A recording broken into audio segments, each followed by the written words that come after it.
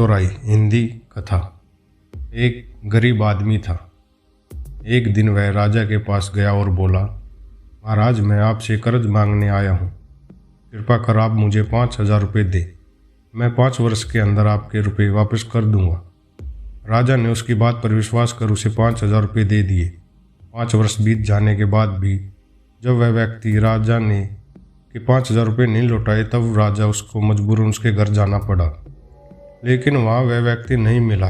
जब भी राजा वहाँ जाता, बहाना बना कर उसे वापस भेज दिया जाता। एक दिन फिर राजा उस व्यक्ति के घर गया।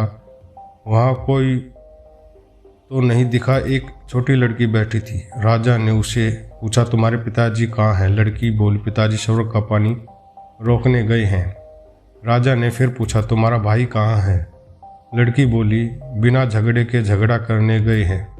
राजा की समझ में एक भी बात नहीं आ रही थी, इसलिए वह फिर पूछता है, तुम्हारी माँ कहाँ है? लड़की बोली, माँ 1 से 2 करने गई है। राजा उसके इन उल्फ जुल्फ जवाब से झीक गया। वह गुस्से में पूछता, और तुम यहाँ बैठी क्या कर रही हो? लड़की हंसकर बोली, मैं घर बैठी संसार देख रही हूँ। राजा समझ गया कि लड़की उसकी किसी भी बात का सीधा जवाब नहीं देगी, इसलिए उसे अब उससे इन बातों का मतलब जानने के लिए प्यार से बतियाना पड़ेगा। राजा ने चेहरे पर प्यार से मुस्कान लाकर पूछा, बेटी, तुमने जो अभी अभी मेरे सवालों के जवाब दिए हैं, उनका मतलब क्या है? मैं तुम्हारी एक भी बात का मतलब नहीं समझ सका। तुम मुझे सीधे सीधे उनका मतलब समझाओ।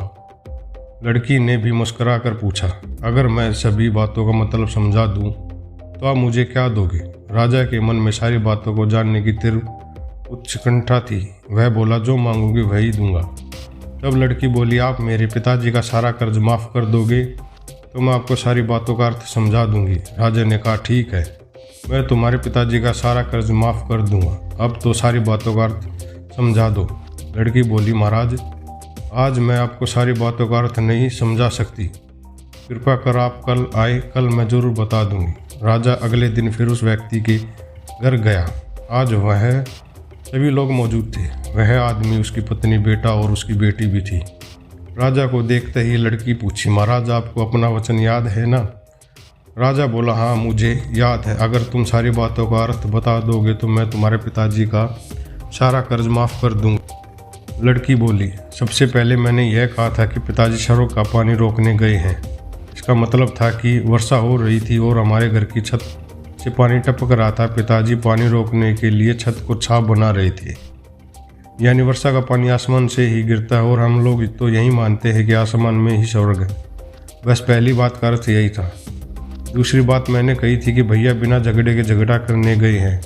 इसका मतलब है कि वे रेंगनी के कांटे को काटने गए थे। अगर कोई भी रेंगनी के कांटों को काटेगा तो उसके शरीर में जहाँ तहाँ कांटा गड़ ही जाएगा। यानी झगड़ा नहीं करने पर भी झगड़ा होगा और शरीर पर खरोंच आएंगी। राजा उसकी बातों से सहमत हो गया और वह मन ही मन उसकी चतुराई की प्रशंसा करने लगा। उसने उत्सुकता के साथ पूछा, और तीसरी चौथी बात का मतलब बेटी? लड़की बोली, महाराज, तीसरी बात मैंने कही थी कि माँ 1 से 2 करने गई है। इसका मतलब था कि माँ अरहर दाल को पीसने यानी उसे 1 का 2 करने गई है। अगर साबुत दाल को पीसा जाए तो 1 दाने का 2 भाग हो जाता है।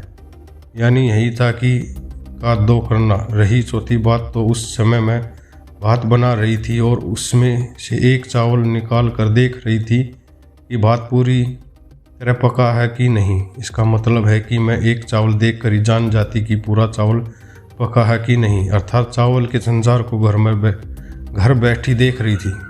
यह कहकर लड़की चुप हो गई। राजा सारी बातों का अर्थ जान चुका था। उसे लड़की की बुद्धिमानी भरी बातों ने आश्चर्य में डाल दिया। फिर राजा ने कहा, बेटे, तुम तो बहुत चतुर हो, पर एक बात समझ में नहीं आई कि यह सारी बातें तो तुम मुझे कल भी बता सकती थी, फिर तुमने मुझे आज क्यों बुलाया? लड़की हंस कर बोली, मैं तो बता ही चुकी हूँ कि कल जब आप आए थे तो मैं भात बना रही थी।